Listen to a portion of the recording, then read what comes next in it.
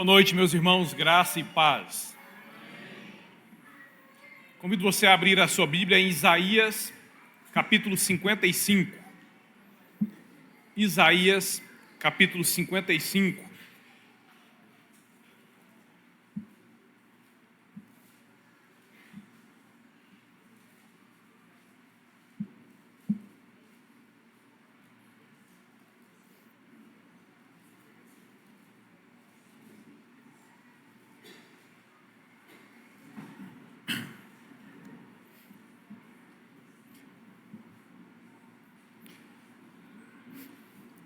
Você vai deixar a sua Bíblia aberta no texto, porque eu não vou ler ele de uma vez toda, mas nós vamos lendo os versículos durante a pregação. Então eu vou falando, versículo 1, 2, você vai acompanhar a leitura aí na sua, depois 3, 4, 5, você vai acompanhando aí na sua Bíblia.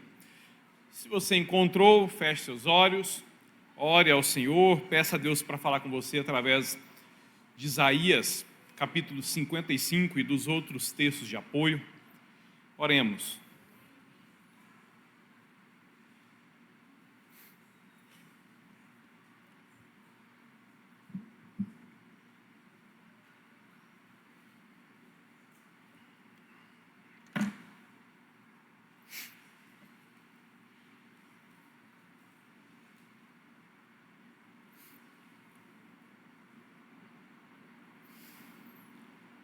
Senhor nosso Deus e Pai querido, nós te bendizemos, Santo Deus, porque o Senhor é um Deus gracioso, um Deus maravilhoso, e muitos de nós aqui, temos testemunhado a benevolência, a graça, o amor, o cuidado do Senhor nas nossas vidas, Pai. Por isso, quando a gente vem para cá e a gente canta para o Senhor, a gente faz isso com alegria no coração, fazemos isso cheios de gratidão mesmo, porque temos visto, somos testemunhas do cuidado do Senhor sobre nós, Pai. E nisso nós nos alegramos. Agora nós vamos ler a Tua palavra, Senhor, e nós precisamos muito de ouvir o Senhor. Por isso, com poder e graça, fala a cada um de nós, no nome de Jesus. Amém. Não ameis o mundo, nem as coisas que há no mundo. Se alguém amar o mundo, o amor do Pai não está nele, porque tudo que há no mundo, a concupiscência da carne, a concupiscência dos olhos e a soberba da vida, essas coisas não procedem do Pai, mas procedem do mundo. Você, olhando para a sua vida hoje, seu coração, para a sua agenda, para o seu trabalho, para as suas reflexões a respeito da vida, para as coisas às quais você tem se dedicado, você tem sonhos, tem tido projetos, tem tido planos nesse momento, hoje, nesse momento, nessa altura da sua vida, quais são os seus planos, quais são os seus projetos, quais são os seus sonhos? A que é que você tem dedicado assim as suas preocupações, as suas reflexões, as suas expectativas, o seu trabalho? Quais são os seus planos? Quais são os seus projetos? Quais são os seus sonhos? Você não tem nada, tem que ter. Eu vi uma entrevista da BBC News com o Pepe Mujica, ex-presidente do Chile. Ele falou uma coisa interessante.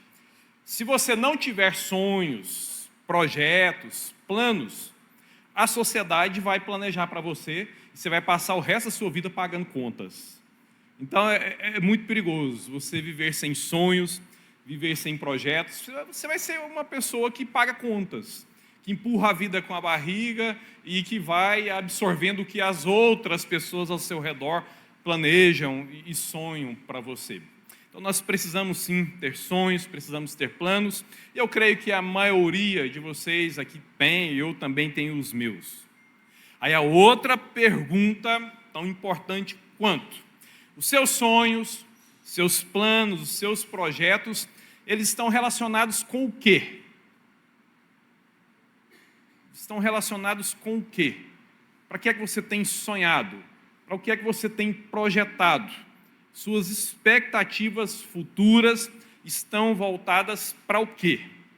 Infelizmente, meus irmãos, por isso é muito importante nós fazermos essa avaliação. Primeiro, é importante termos sonhos, planos e projetos, e depois de tê-los, é muito importante nós avaliarmos eles para saber em quais categorias da vida eles se encontram, porque, infelizmente, os sonhos, os planos, os projetos da maioria das pessoas que vivem no mundo hoje, que já viveram aqui nesse mundo no passado, estão contidos em duas categorias existencialistas.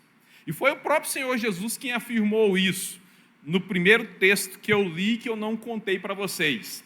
1 de João, lá no capítulo 2, 15 e 16. Não ameis o mundo, nem as coisas que há no mundo. Se alguém amar o mundo, o amor do Pai não está nele. Porque tudo que há no mundo, a concupiscência da carne, a concupiscência dos olhos e a soberba da vida, essas coisas não procedem do Pai, mas procedem do mundo. Foi o Senhor quem disse que nós temos a terrível tendência, se nós, ao vivermos nesse mundo, planejarmos e sonharmos segundo esse mundo, os nossos planos e projetos serão condicionados a uma dessas duas categorias, chamadas de ou concupiscência ou cobiça. A palavra concupiscência significa um desejo assim desenfreado mesmo, que te leva inclusive à autodestruição para ter coisas, para conquistar coisas. E a palavra cobiça significa uma busca desenfreada, até mesmo autodestrutiva, por coisas fúteis.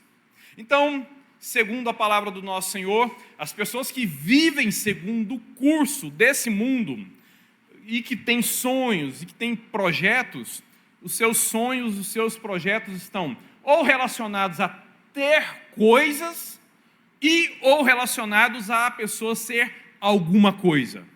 Ter coisas ou ser alguma coisa. Então, avaliando aí os seus sonhos, os seus projetos, eles se encaixam em uma dessas duas categorias, a ter coisas ou a ser alguma coisa. Vamos olhar para os nossos sonhos, para os nossos projetos e irmos comparando eles com essas reflexões que nós vamos fazer a partir daqui sobre essas duas categorias, o ter coisas ou a ser alguma coisa, para depois nós ponderarmos tudo isso à luz da palavra de Deus. Porque pode ser que nessa noite o Senhor te chame ou para ter novos sonhos, ou para pegar esses sonhos, esses projetos atuais, jogar na lata de lixo da sua existência e comprar para si novos sonhos e novos projetos. Por exemplo, as pessoas cujos sonhos e projetos estão na categoria do ter coisas. Essas pessoas têm os seus sonhos e os seus planos principalmente relacionados com coisas, objetos, bens, propriedades, patrimônio, poupança, ou seja, coisas que geralmente estão ligadas ao dinheiro, coisas que o dinheiro compra, coisas que o dinheiro conquista. E a maioria das pessoas do mundo, a maioria das pessoas hoje, elas vivem sim para ter coisas. Se refletem ou não sobre isso, vivem para ter coisas. E essas pessoas cujos sonhos, planos e projetos estão condicionados a essa categoria, gastam suas vidas, dedicam as suas vidas, vão perder as suas vidas aqui para ter coisas. Essas pessoas, elas são controladas pelos seus apetites, são controladas pelos seus desejos, são controladas pelas suas ambições. Tem gente, meus irmãos, que faz tudo para satisfazer os seus desejos, os desejos de ter coisas. É problema para Deus nós desejarmos ter algumas coisas aqui dessa vida? É problema para Deus? Deus tem problema mesmo que você um dia tenha desejado o carro que você tem hoje? Será que Deus ficou assim, muito, muito desgostoso mesmo, quando lá no passado você sonhou com a sua família e desejou ter a casa que você tem hoje, ou porque hoje você deseja ter a casa que você ainda não tem? Será que é problema para Deus isso? O problema, meus irmãos, é que muitas vezes o satisfazer alguns desses desejos implica em desonrar a Deus. seja no processo da busca por essas coisas, seja quando se conquista essas coisas. Por exemplo, se você se põe numa busca desenfreada para ter essas coisas, e essa busca te afasta de Deus, aí é problemático. Ou se ao conquistar essas coisas te afastam de Deus, aí é problemático.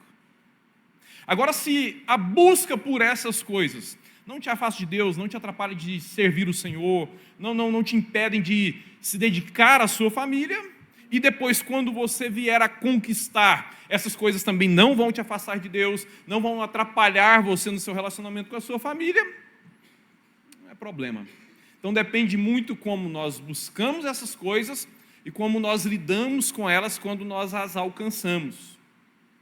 Portanto, a resposta para a pergunta é: não é problema para Deus nós desejarmos ter coisas, mas é problema para o autor da vida se nós perdermos a nossa vida aqui tentando ter essas coisas. É problema sério para o autor da vida se nós trocarmos a vida por essas coisas. E assim, então, o sujeito, ele perde a infância dos filhos,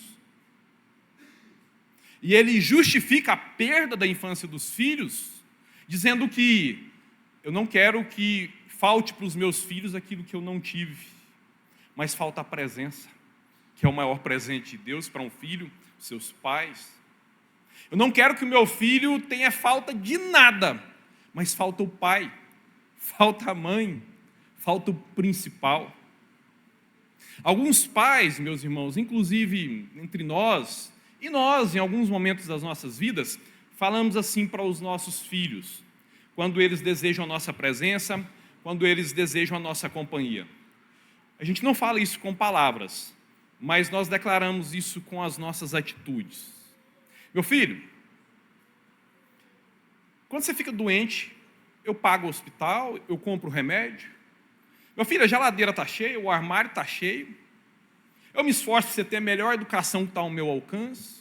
Meu filho, eu compro roupas boas, você está bem vestido, bem calçado. Dentro das minhas possibilidades, eu pago os melhores passeios possíveis. Agora, querer a minha companhia aí já é demais. Você está querendo o meu amor mesmo? Você está querendo a minha atenção? Olha o tanto de coisas que eu já te dou aí. Agora, o meu amor aí já é demais. Ninguém fala isso com palavras, mas muitas vezes declaramos isso com as nossas atitudes. Portanto, se você perde a infância dos seus filhos e justifica porque você está lutando para que o seu filho não tenha falta das coisas que te faltaram, você está dizendo isso para o seu filho. Essa é a declaração oficial sua para o seu filho. Eu já te dou comida, eu já te dou roupa, eu já te dou remédio, eu já te dou passeios, agora a minha atenção aí já é demais. A minha companhia aí já é demais, o meu amor aí já é demais. Perde o casamento para buscar coisas. E perde o casamento mesmo continuando casado, com a aliança no dedo, papel passado, morando debaixo do mesmo teto. Mas o casamento já foi embora há muito tempo, por causa de tamanha dedicação à busca por coisas. E ninguém está isento desse risco. Eugene Peterson, um dos pastores, faleceu há pouco tempo, que é uma referência para nós, pastores. Ele disse o seguinte: uma vez eu, todo cheio de amor pelo Senhor, todo cheio de amor pela igreja, todo dedicado à igreja, um dia eu tive que ouvir da minha filha, pequenininha, dizendo: papai, já é a 35ª noite que o senhor não fica em casa. A menina estava contando 35 noites em que o pai não estava em casa. E a justificativa dele: estava cuidando da igreja do Senhor, estava cuidando dos negócios do Senhor, eu estava honrando o Senhor. No entanto, através da filha dele, Deus falou para ele: você está em pecado. Você está em pecado, porque você está faltando onde você é mais necessário. Perde a velhice dos pais, que nos dedicaram toda a sua juventude. Perde a saúde, perde a vida. E o autor da vida disse para nós assim: Quem quiser salvar a sua vida, perderá a sua vida. E ele continuou falando: pois o que é que adiantará ao homem ganhar o mundo inteiro e perder a sua alma? Se para ter coisas nós perdermos a vida, a nossa busca foi errada, as nossas conquistas foram em vão e nós desonramos o Senhor.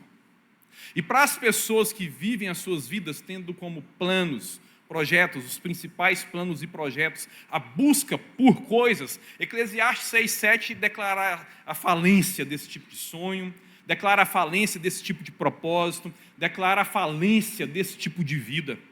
Porque o Senhor, através do homem a quem Ele deu a maior abundante sabedoria do seu tempo, disse o seguinte: todo esforço do homem é feito para a sua boca, contudo, seu apetite jamais se satisfaz.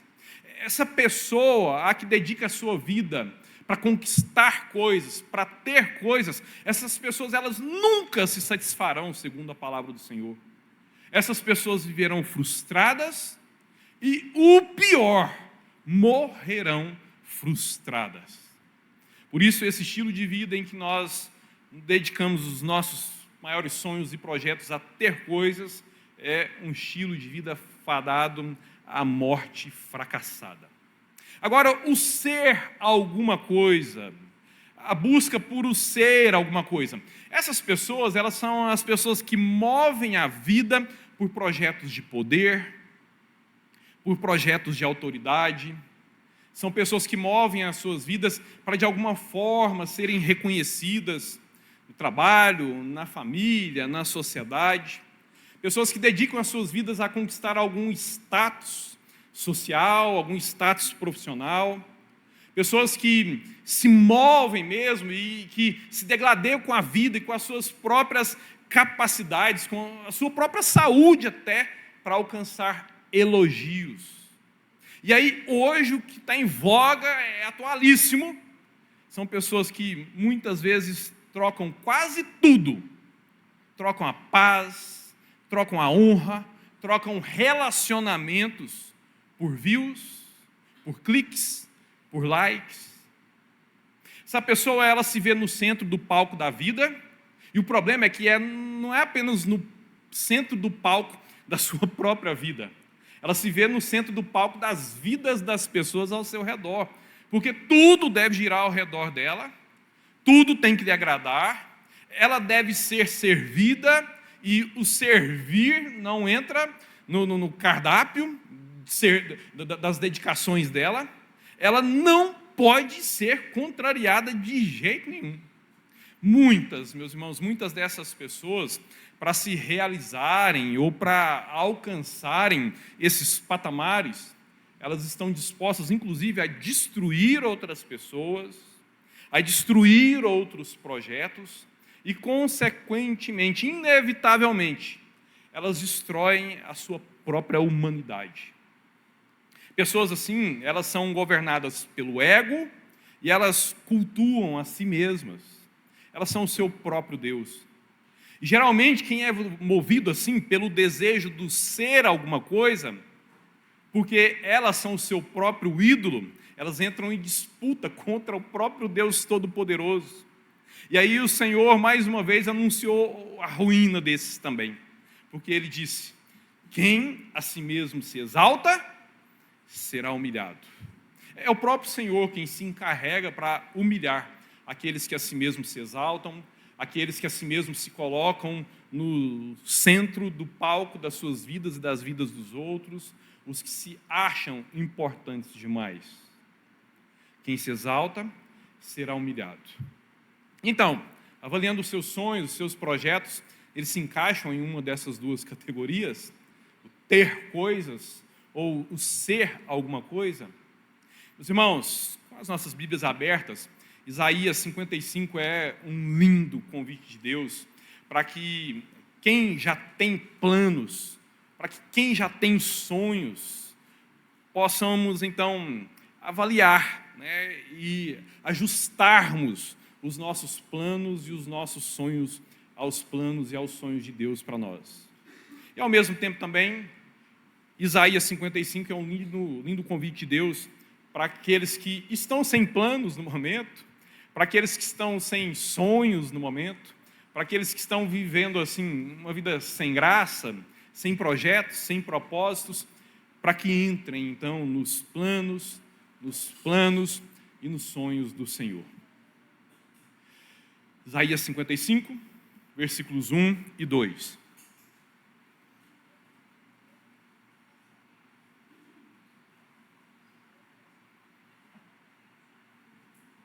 Venham todos vocês que estão com sede, venham às águas, e vocês que não possuem dinheiro algum, venham, comprem e comam.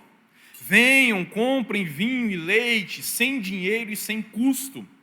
Por que gastar dinheiro naquilo que não é pão, e o seu trabalho árduo naquilo que não satisfaz? Escutem-me, e comam o que é bom, e a alma de vocês se deliciará na mais fina refeição. Já nesses 2 primeiros versículos, a palavra do Senhor, ela nos lembra que Deus supre a nossa necessidade de ter. Sabe aquela busca, aquela nossa necessidade que nós temos de ter algumas coisas aqui nessa vida, na nossa vida aqui nesse mundo? Pois bem, o que a palavra do Senhor está nos lembrando aqui é que Deus, Ele supre a nossa necessidade de ter. Deus supre as nossas necessidades, meus irmãos, independentemente do que nós temos. Ele supre as nossas necessidades sem termos dinheiro e sem ter algum. Porque Ele é o dono da prata, Ele é o dono do ouro, Ele é o dono de toda a criação. E supre as nossas necessidades, ainda que nós próprios não tenhamos nada. Deus, Ele satisfaz muito mais, meus irmãos, do que as necessidades do nosso corpo e dos nossos olhos. Ele satisfaz a nossa própria alma e ninguém mais é capaz de fazer isso em nosso favor. Coisa que dinheiro e bem algum podem fazer por você. Satisfazer as necessidades da sua alma. Versículos 3, 4 e 5. Deem ouvidos e venham a mim. Ouçam-me para que a sua alma viva. Farei uma aliança eterna com vocês, minha fidelidade prometida a Davi. Vejam, eu fiz uma testemunha aos povos, um líder e governante dos povos. Com certeza você convocará nações que você não conhece, e nações que não conhecem se apresentarão até você por causa do Senhor, o seu Deus, o Santo de Israel, pois Ele lhe concedeu esplendor. Se os 2 primeiros versículos nos ensinam que Deus supre a nossa necessidade de ter, esses outros 3 versículos nos ensinam que Deus supre a nossa necessidade de ser. E Deus aqui usa o exemplo de Davi. O que ele fez com o próprio Davi? Você se lembra quem era Davi quando Deus mandou o profeta Samuel visitar a casa de seu pai? Samuel já estava encantado erroneamente com o tropeço do coração dos homens. Porque quando Deus diz que Deus deu Davi segundo o seu coração, ele não estava ali declarando que haviam méritos extraordinários na pessoa de Davi. Era apenas um contraste que Deus estava estabelecendo para dizer que os homens, eles aprovam um tipo de pessoa. Os homens aprovam aquilo que os seus olhos veem. Agora, o Senhor, Ele, segundo o seu coração, Ele é capaz de levantar os servos que Ele quer para si e usá-los como Ele bem quer. O Saul é aquele que agrada os olhos dos homens. Porque quando Israel pediu um rei, qual foi o critério de justificativa? Nós queremos um rei igual tem as outras nações, para que vá à nossa frente nas nossas guerras.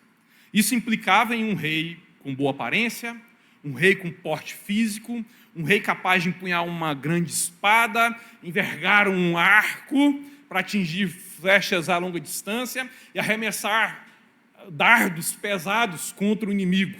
Era necessário que fosse um rei grande, um rei forte, um rei com porte atlético, militar. E Saul tinha essas características. Quando o povo viu Saul, o povo ficou encantado. Nós queremos um rei que vá à nossa frente nas nossas guerras. Esse rapaz é forte. Esse rapaz é bonito. Esse rapaz, ele é grande. Aí Deus então conversa com Samuel e diz: eu rejeitei Saul. do jeito do coração de vocês não dá certo. Eu fiz isso para mostrar para que, se as coisas forem feitas do jeito de vocês, não dá certo. Agora eu vou fazer as coisas segundo o meu coração. Vai lá na casa de Samuel, você vai ungir um dos filhos dele. Vai lá na casa de Jessé, você vai ungir um dos filhos dele. E ele vai ser o rei que vai governar segundo o meu coração. Eu estarei no coração dele e eu é quem vou governar através dele. Samuel chega com a mesma mentalidade que aprovou Saul. Quando ele chega na casa de Jessé, aparece o primeiro filho de Jessé e era militar. Era um soldado do exército de Saul, e Samuel fica satisfeito. Opa, deu certo. Está aqui um rapaz forte, está aqui um rapaz grande, e Deus fala, você não entendeu ainda, Samuel, não é isso. Não são essas as credenciais. Não são esses os critérios, não é ele. Passou o primeiro irmão, segundo irmão, terceiro irmão, passaram-se os irmãos mais velhos de Davi, a ponto de Samuel falando, não tem mais nenhum. Aí o próprio pai, Jessé, uai, tem mais um, está lá no mato, cuidando das ovelhas. Então chama ele, e o menino sai do meio do mato, cuidando de umas poucas ovelhas, e é ungido para se tornar um homem segundo o coração de Deus. Porque o Senhor é quem transformou o ser de Davi, o Senhor é quem supriu a necessidade de ser de Davi. Aquele menino sem credenciais humanas, aquele menino sem pedigree humano, aquele menino sem uma família significante, porque o Senhor supre a nossa necessidade de ser, Ele exaltou aquele que era humilhado pelos seus próprios irmãos, aquele que foi considerado indigno pelos olhos do próprio profeta, pelos olhos do próprio pai. Agora sim, eu não estou dizendo aqui que Deus te fará presidente do país, não, tá? Mas eu estou dizendo que se a sua vida ela anda assim sem rumo, se a sua vida anda sem graça, se a sua vida anda assim sem vida, Deus, e somente Deus, pode encher a sua vida de vida. Deus ele pode dar sentido para uma vida sem rumo. Deus ele pode suprir todo o vazio dos que se sentem sozinhos, porque Deus supre a nossa necessidade de ser. Porque se de um lado Ele humilha os que a si mesmos se exaltam, de outro lado, Ele exalta os que se humilham diante dEle. E aqueles que estão correndo atrás do vento, e correr atrás do vento é correndo atrás de dinheiro, correndo atrás de poder, correndo atrás de coisas, correndo atrás de vaidades, correndo atrás de prazeres, Deus ainda reforça o seu convite. Versículos 6 e 7. Busquem o Senhor enquanto se pode achá-lo, clamem por Ele enquanto está perto, que o ímpio abandone o seu caminho e o homem mau os seus pensamentos, volte-se ele para o Senhor, que terá misericórdia dele, volte-se para o nosso Deus, pois Ele perdoará de bom grado. O convite do Senhor, meu irmão, para você nessa noite é, sabe aqueles planos e sonhos vazios, fúteis, que você os identificou como vazios, fúteis e errados, hoje, aqui, agora, sabe esses planos? Abandone esses sonhos, abandone esses planos vazios, abandone esses sonhos frustrantes e fadados, com toda certeza, ao fracasso. Arrependa-se com urgência, porque você colocou o seu coração, a sua confiança nessas coisas que confrontam com a glória, a benevolência, o cuidado do nosso Senhor. Abandona toda essa futilidade com urgência. Esse é o convite do Senhor para você nessa noite. E ao contrário disso, busque o Senhor com todas as suas forças. E Ele declarou, Ele terá misericórdia de você, perdoará os seus pecados e te dará uma nova perspectiva de vida com toda certeza. E por que é que vale a pena fazer isso? Versículos 8 e 9. Porque os meus pensamentos não são os pensamentos de vocês, nem os seus caminhos são os meus caminhos, declara o Senhor. Assim como os céus são mais altos do que a terra, também os meus caminhos são mais altos do que os seus caminhos, e os meus pensamentos mais altos do que os seus pensamentos. Por que é que vale a pena fazer isso? Abandonar os seus próprios sonhos, abraçar os sonhos do Senhor para você? Porque Deus, Ele se preocupa muito mais com você do que você mesmo. Porque Deus, Ele tem pensamentos sobre você que você nunca teve a seu respeito e em seu favor. Porque o plano e o projeto de Deus para a sua vida são incomparavelmente superiores a tudo que você possa desejar e planejar para você mesmo. Ele próprio declarou isso na sua palavra. E é o próprio Senhor Deus que garante isso. Versículos 10 e 11. Assim como a chuva e a neve descem dos céus e não voltam para eles sem regarem a terra e fazerem-na brotar e florescer, para ela produzir semente para o semeador e pão para o que come, assim também ocorre com a palavra que sai da minha boca. Ela não voltará para mim vazia, mas fará o que desejo e atingirá o propósito para o qual eu a enviei. O que o Senhor está dizendo para você nessa noite é que Ele te trouxe aqui para você ouvir esse convite. E essa palavra que hoje Ele lança ao seu coração, a palavra viva dEle para o seu coração, ela não voltará para Ele vazia, caso você atenda esse convite. Aqueles que ouvirem o convite de Deus e disserem sim ao Todo-Poderoso, se arrependendo e se rendendo diante do Senhor das nossas vidas, com toda certeza, eles serão abençoados pelo Todo-Poderoso, aquele que tem sonhos mais elevados e projetos muito mais bem elaborados para nós, para mim e para você. E qual será o resultado de se confiar e buscar ao Senhor? Versículos 12 e 13. Vocês sairão em júbilo e serão conduzidos em paz. Os montes e colinas irromperão em canto diante de vocês, e todas as árvores do campo baterão palmas. No lugar do espinheiro crescerá o pinheiro, e em vez de roseiras bravas, crescerá a murta. Isso resultará em renome para o Senhor, para sinal eterno que não será destruído. Sabe, esse estilo de vida, baseado em sonhos, em planos errados, o Senhor, Ele tem prazer em mudar a sorte dos que nele confiam. E o Senhor, Ele tem poder para suprir todas as nossas necessidades reais. Tanto as nossas necessidades reais de ter, quanto as nossas necessidades reais de ser. E não apenas poder para suprir todas as nossas necessidades. O Senhor declara que Ele tem prazer em suprir as nossas reais necessidades. E Ele é um Deus tão extraordinário que Ele ainda, além de nos satisfazer nele, de nos alegrar nele, Ele ainda usa toda a nossa alegria, toda a nossa prosperidade para a glória própria dele em nós e através de nós. Eu reforço esse convite com uma parte do Salmo 37. Deleite-se no Senhor e Ele atenderá aos desejos do seu coração. Entregue o seu caminho ao Senhor, confia nele e o mais Ele fará. Feche seus olhos, curva sua cabeça e ore a respeito disso.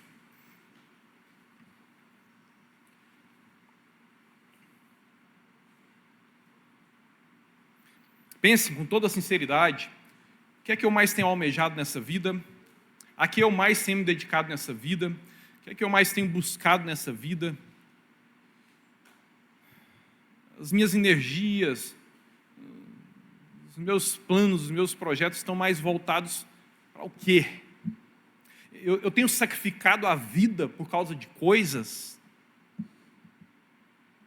Eu tenho sacrificado as bênçãos da vida por causa de coisas? Tenho sacrificado a minha relação com o Senhor por causa de coisas? Eu tenho sacrificado o meu serviço ao Senhor por causa de coisas? Eu tenho sacrificado o acompanhamento da infância, o crescimento, a comunhão com os meus filhos por causa de coisas? Para dar coisas para eles? Eu tenho sacrificado o meu casamento, meu tempo com meu cônjuge por causa de coisas? Eu tenho perdido a velhice dos meus pais por causa de coisas? Eu tenho destruído a minha saúde por causa de coisas? Eu estou perdendo a vida por causa de coisas? Isso é pecaminoso, meu irmão. Isso vai te levar para a autodestruição. Você já está num processo de autodestruição. Esse plano é ruim. Esse projeto é ruim. Esse sonho não veio do céu para você. É o sonho de seu coração. Coração pecaminoso. e que, com muita dedicação, foi influenciado pelo príncipe das trevas. O seu sonho está relacionado à soberba, orgulho, vaidade, vanglória, projeto de poder, de arrogância, de importância nesse mundo, ser reconhecido pelos homens. Isso é perigoso, porque isso te coloca num pedestal da sua vida, e a dedicação a esse tipo de projeto te coloca cultuando a si mesmo, e aí você vai disputar com Deus, você vai perder, Ele vai te humilhar. Mas eis aqui o Senhor chamando você para você abandonar os seus próprios sonhos, ou ajustar os seus próprios sonhos, para então você se deleitar no Senhor, e abraçar os sonhos do Senhor, abraçar os projetos do Senhor. E se isso ainda é confuso para você, vale a oração: Senhor, fala comigo nesses dias. Senhor, eu vou levar esse texto, eu vou ler esse texto todos os dias essa semana, vou meditar nele em oração, porque eu quero que o Senhor direcione a minha vida para os sonhos do Senhor, eu quero que o Senhor direcione os projetos meus para os projetos do Senhor. Quem sabe não seria extraordinário o projeto para essa semana, como faziam os rabinos lá nos dias de Jesus, pegar um texto e meditar naquele texto a semana toda, e caminhar pensando nesse texto, ir para a academia pensando nesse texto, e trabalhar pensando nesse texto, tirar um tempo para se ajoelhar e orar, lendo esse texto, Isaías 55, e durante essas orações, essas meditações, dizendo: sim, Senhor, eu quero os sonhos do Senhor, eu quero os projetos do Senhor. Se eu não estiver percebendo que os meus próprios sonhos estão errados, Senhor, me mostra, ajusta os meus sonhos, equaliza, Santo Deus, os meus desejos, porque eu quero é o que o Senhor tem para mim, eu quero é o que vem do céu para mim. E sabe qual é a boa notícia, meus irmãos? É que Isaías 55 se cumpre na pessoa de Jesus. E se você abraça Jesus, se você se curva diante de Jesus, se você convida Jesus para a sua vida, se você se rende ao senhorio de Jesus, você estará nesse projeto extraordinário de viver os sonhos e os projetos de Deus para você. Nosso Deus, tem misericórdia de nós. O Senhor está ouvindo as orações que estão sendo feitas. O Senhor está ouvindo as confissões que estão sendo feitas. O Senhor está ouvindo os pedidos que estão sendo feitos. O Senhor está ouvindo, Santo Deus, as frustrações, os medos. O Senhor está vendo, Santo Deus, as constatações de projetos derrotados já. O Senhor está vendo tudo isso, mas nós te louvamos porque nós sabemos que foi o Senhor quem nos trouxe para cá nessa noite, e o Senhor nos trouxe para cá para o Senhor fazer esse convite para cada um de nós aqui. Então nos ajuda, Santo Deus, a em Cristo Jesus submetermos por completo ao Senhor, inclusive os nossos sonhos, os nossos projetos, os nossos desejos, para nós então sonharmos os sonhos do Senhor para nós, abraçarmos os projetos do Senhor para nós, abrindo sim então mão dos nossos próprios projetos, daqueles sonhos que não tem nada a ver com os do Senhor para nós, Santo Deus.